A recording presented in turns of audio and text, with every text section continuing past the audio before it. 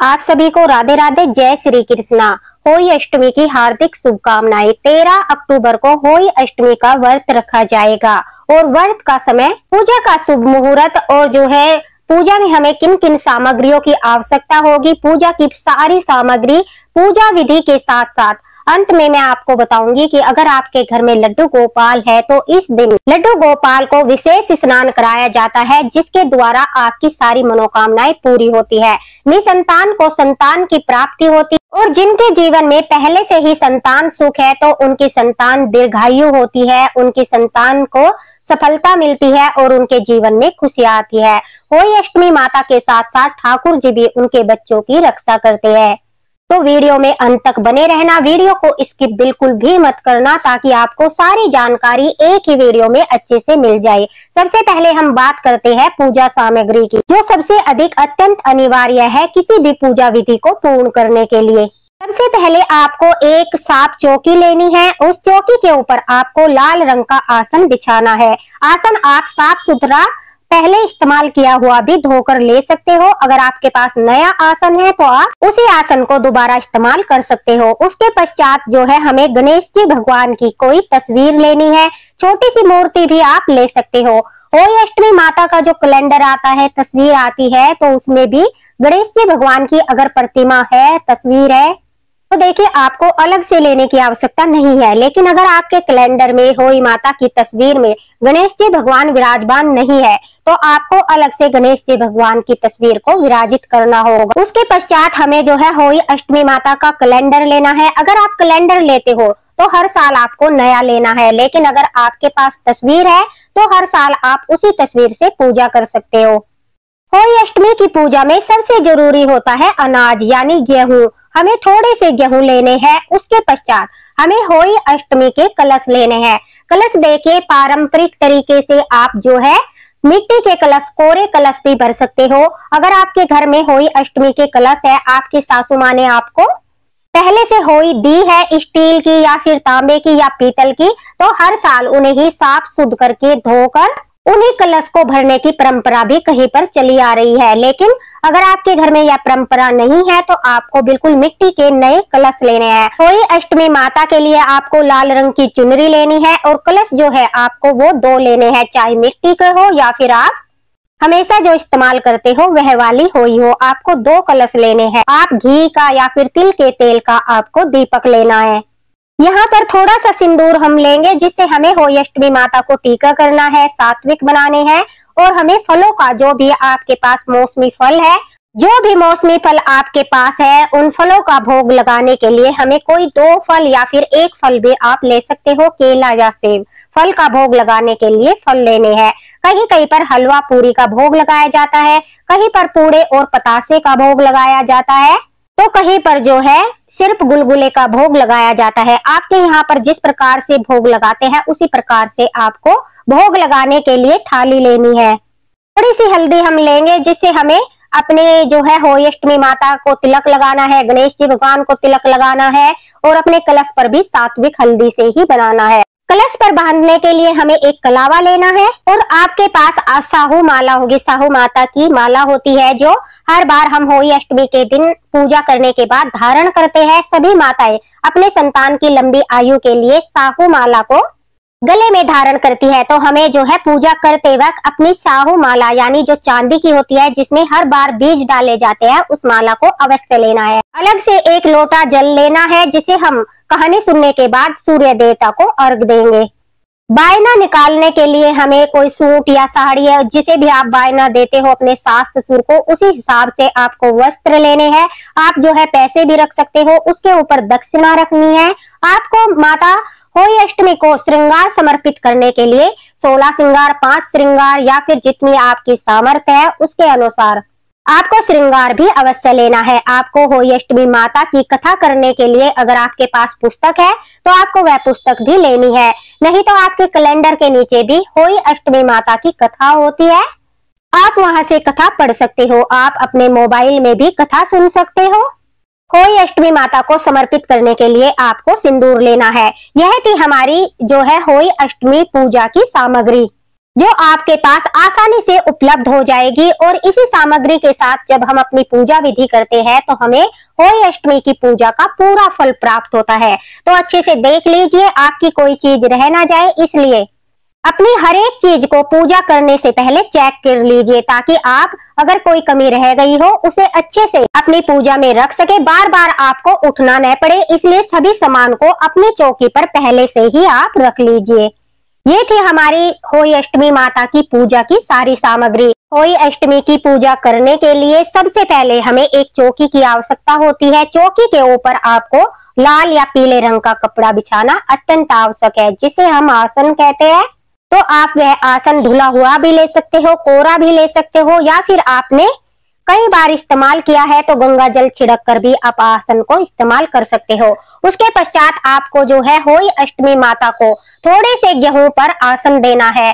देखिए, अगर होली अष्टमी के कैलेंडर में गणेश जी भगवान है तो आपको गणेश जी भगवान को अलग से स्थापित करने की आवश्यकता नहीं है। अगर कैलेंडर में नहीं है तो आप थोड़ा सा गेहूं रखकर गणेश जी भगवान को भी आसन देंगे। उसके पश्चात में गेहूं की ढेरी लगानी है। होली अष्टमी माता के कैलेंडर के पास ही हमें गेहूं की एक ढेरी लगानी है आसन पर ही, जिस पर हम अपने होली अष्टमी के कलश स्थापित करेंगे।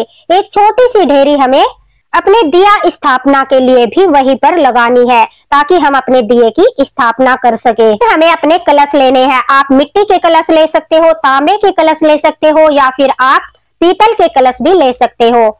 अगर हर बार आप नए कोरे कलश भरते हो तो आप मिट्टी के कलश लीजिए। अगर आप हर बार अपनी होली अष्टमी की होली को ही धोकर अच्छे से स्वच्छ करके भरते हो तो आप अपनी वह होली भी ले सकते हो। उसी प्रकार से आप दोनों कलश को भरिए। एक कलश आपको जो है बड़ा लेना है और एक कलश आपको छोटा लेना है, जिसमें नल होता है। आप करवा चौथ वाले दिन जिस प्रकार से करवा लेते हो, इसी तरह का आपको दूसरा कलश लेना है।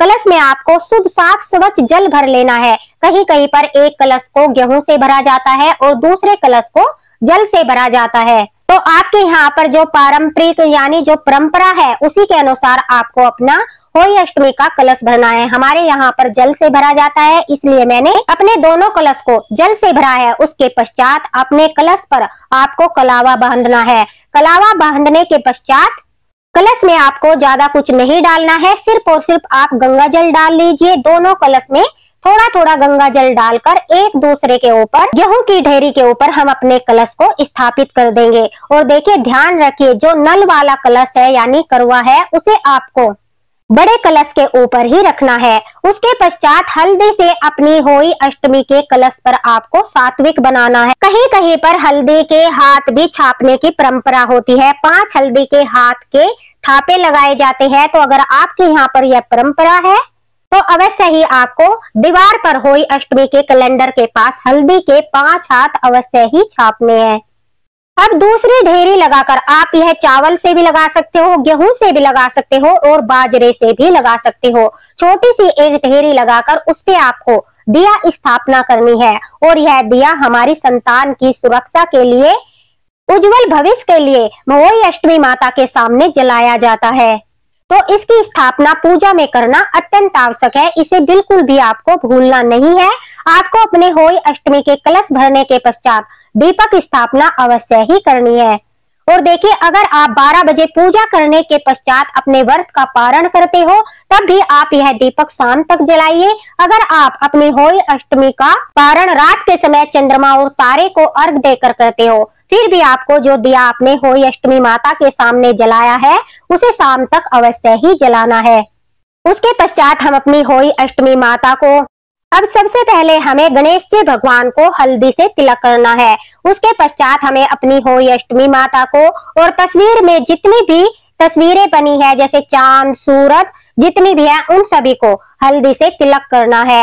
होली अष्टमी के कलश को भी हल्दी से टीका लगाकर, अपने दीपक को भी हल्दी से टीका लगाकर अपनी पूजा प्रारंभ करनी है। उसके पश्चात जो होली अष्टमी के आपने कलश भरे हैं उनके ऊपर भी आपको एक गेहूं की प्लेट भरकर रखनी है, या फिर आपने अगर चावल पर स्थापित किए हैं तो आपको चावल की भरकर रखनी है। अगर आपने बाजरे पर स्थापित किए हैं अपने होली अष्टमी के कलश तो आपको बाजरे की भर कर रखनी है। उसके पश्चात जो साहू माला होती है, साहू माला को अपने कलश को पहनाना है। देखिए पारण के पश्चात ये आपको यह माला धारण करनी है, लेकिन पूजा के समय जो होई अष्टमी के आप कलश भरते हो, उन कलश के ऊपर आपको माला को पहनाना है और पूजा करनी है, यानी साहू माता की पूजा करनी है। इस माला में अगर आपके बच्चे होते हैं तो नए बीज डाले जाते हैं चांदी के। बच्चों की शादी होती है तो उस समय पर भी नए बीज डालने की परंपरा होती है। तो यह चांदी की साहू माता की माला होती है, इसे अवश्य ही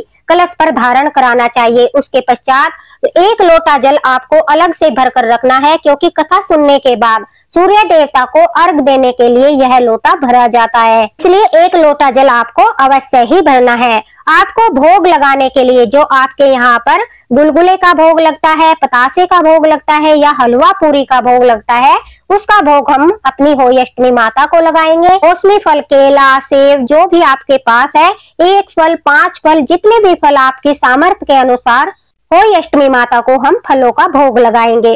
फिर हम होई अष्टमी माता को जो है श्रृंगार समर्पित करेंगे। यह भी अपनी सामर्थ्य के अनुसार करना है। 16 श्रृंगार आप कर सकते हो, अन्यथा 5 श्रृंगार तो होई अष्टमी माता को आपको अवश्य ही समर्पित करने हैं। फिर आपको बायना निकालने के लिए कोई भी सूट या साड़ी जो भी आपके पास है, अब बायना निकालने के लिए होई अष्टमी माता को समर्पित करना है। अगर आप बायना अपनी सासू माँ को देते हो, किसी महिला को देते हो, तो सूट या साड़ी का बायना निकाला जाता है। अगर आप अपने ससुर को, किसी पुरुष को बायना देते हो, तो उसके लिए पैंट, शर्ट या कुर्ता धोती का बायना निकाला जाता है।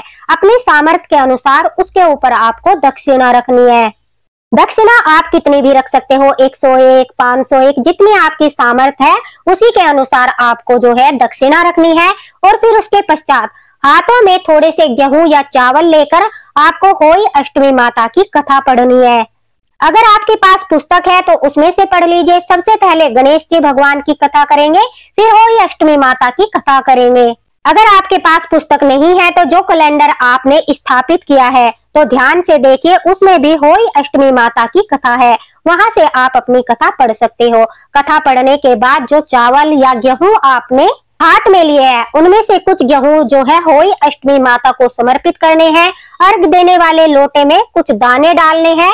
बाकी के आपको, अगर आप रात के समय चंद्रमा को अर्घ देकर अपने व्रत का पारण करते हो, तो अपने पल्लू में या फिर किसी पात्र में वह चावल के दाने जिसमें आपने अपनी कथा सुनी है अवश्य ही रखने हैं, क्योंकि उन्हीं से आप चंद्र देवता को या तारों को अर्घ देकर शाम के समय अपने व्रत का पारण करते हो। उसके पश्चात आपको गणेश जी भगवान की आरती करनी है, होई अष्टमी माता की आरती करनी है और फिर होई अष्टमी माता से प्रार्थना करनी है, हे होई अष्टमी माता, मेरे बच्चों को दीर्घायु प्रदान करो, सदैव उनकी रक्षा करना, उनके सफलता के मार्ग को हमेशा खोल कर रखना, ताकि वो अपने जीवन में उन्नति कर सके। अगर आप निसंतान हो और संतान प्राप्ति के लिए यह व्रत कर रहे हो, फिर आपको होई अष्टमी माता से प्रार्थना करनी है कि हे होई अष्टमी माता, अगले साल मैं आपका धूमधाम से उज्जवल करूंगी, कृपा करके मेरी कोख खोलिए और अपनी कृपा दृष्टि करके मुझे भी संतान सुख प्रदान कीजिए। इस प्रकार से प्रार्थना करते हुए होई अष्टमी माता को आपको दंडवत प्रणाम करना है।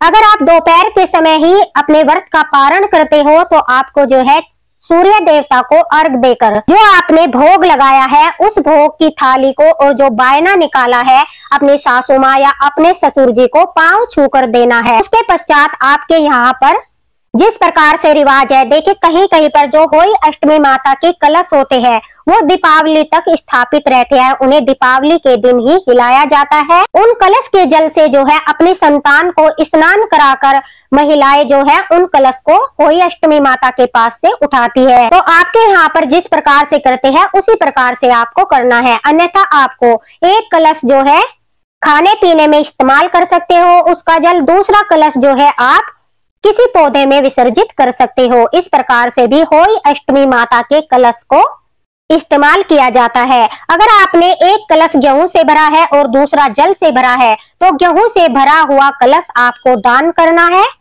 किसी पॉलिथीन में गेहूं डालकर आप किसी भी गरीब को या फिर कहीं भी आप दान कर सकते हो। दूसरे कलश के जल को घर में इस्तेमाल करना है। जो श्रृंगार का सामान आपने होई अष्टमी माता को समर्पित किया था उस श्रृंगार में से कुछ श्रृंगार अपने पास रख लीजिए, कुछ सुहागिन में बांट दीजिए या फिर अपनी सासू माँ को भी आप दे सकते हो। जो साहू माला आपने कलश को धारण कराई थी उस माला को अपने गले में धारण करना है। कुछ महिलाएं माला को दीपावली तक अपने गले में धारण करती है और कुछ महिलाएं जो है होली अष्टमी के दिन व्रत के पारण के पश्चात अगले दिन तक माला को धारण करती है। तो आप देख लीजिए आपको किस प्रकार से धारण करना है। लेकिन अगर आप होली अष्टमी माता की माला को धारण करती हो तो आपको यह विशेष ध्यान रखना है कि आपको ब्रह्मचर्य का पालन करना है। तो यह थी बहुत ही साधारण सरल विधि हमारी होली अष्टमी की, जिसे आप आसानी से करके अपने बच्चों को दीर्घायु प्रदान कर सकते हो।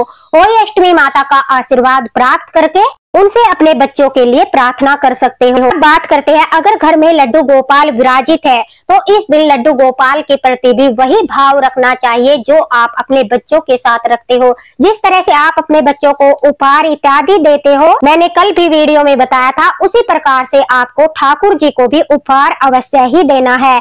अगर इस दिन लड्डू गोपाल को हम शहद और चंदन से स्नान कराते हैं तो लड्डू गोपाल हमारे बच्चों के जीवन में मिठास भर देते हैं, उनके जीवन में खुशियां आती है और उन्हें दीर्घायु प्रदान करते हैं। ठाकुर जी प्रसन्न होकर हमारे बच्चों को आशीर्वाद देते हैं, साथ ही साथ वो उनके सखा बनकर हमेशा उनके साथ रहते हैं। तो इस दिन लड्डू गोपाल अगर घर में है, आप लड्डू गोपाल की सेवा करते हो तो लड्डू गोपाल को भी अपनी पूजा में अवश्य ही सम्मिलित करना है। अगर आप अलग से चौकी लगाते हो तो वहां पर आपको ठाकुर जी को भी अपने साथ बैठाना है। चंदन का टीका लगाकर स्नान कराकर उन्हें भी सुंदर पोशाक पहनाकर आभूषण धारण कराकर ठाकुर जी को भी भोग लगाना है। उसके पश्चात ठाकुर जी के साथ ही बैठकर आपको कहानी पढ़नी है। इससे हमें होली अष्टमी माता के साथ साथ ठाकुर जी का भी आशीर्वाद प्राप्त होता है। दोस्तों यह थी होली अष्टमी की सामग्री और पूजा विधि। और अगर घर में लड्डू गोपाल विराजित है तो किस प्रकार से लड्डू गोपाल को हम स्नान कराएं उसकी विधि। आशा करती हूँ कि आपको वीडियो पसंद आया होगा, तो वीडियो को ज्यादा से ज्यादा शेयर करें, लाइक करें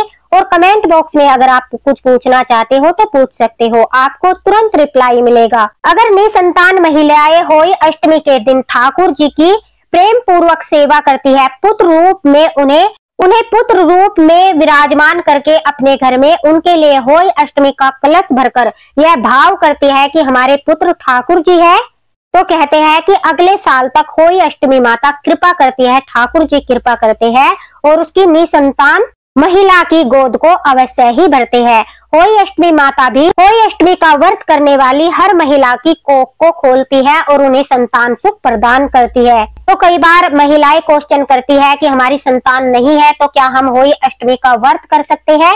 तो आप अगर यह भाव रखते हो कि होली अष्टमी माता आपकी कोख खोल दे, आपको संतान सुख प्रदान करे, तो अपनी संतान प्राप्ति के लिए आप होली अष्टमी का व्रत रख सकते हो और माता से प्रार्थना कर सकते हो कि अगले साल वो हंसी खुशी उज्जवल करे, इसलिए होली अष्टमी माता उनकी गोद भरे। इस तरह से प्रार्थना करते हुए, भाव रखते हुए आप होली अष्टमी का व्रत कर सकते हो। होली अष्टमी माता अवश्य ही कृपा करेगी। तो इसी के साथ राधे राधे। होली अष्टमी माता आपके बच्चों की रक्षा करे, आपको सुख समृद्धि प्रदान करे। आप सभी को होली अष्टमी की हार्दिक शुभकामनाएं। मिलते हैं अगले वीडियो में अगले मार्गदर्शन के साथ। राधे राधे।